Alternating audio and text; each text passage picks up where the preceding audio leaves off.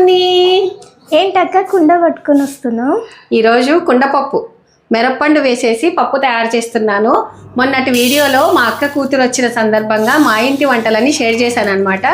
అందులో మిరప్పండు పప్పు అంటే చాలామంది ఏంటి అని అడుగుతున్నారు. సో ఈరోజు మిరప్పండు పప్పు ఎలా చేయాలి అనేది వాళ్ళ వీడియోలో షేర్ చేస్తున్నాను. రండి మరి.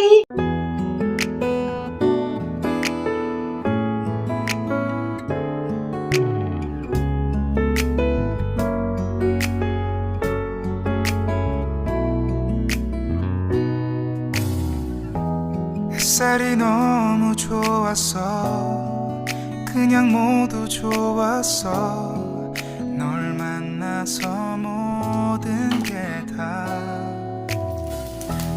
잠에서 깨어나서 휴대폰을 먼저 보게 돼 참 많이 సూపర్ అండి. తప్పకుండా ఇలాగ కుండలో మనము పప్పు చేసామనుకో చాలా అంటే చాలా బాగా రుచిగా ఉంటుంది.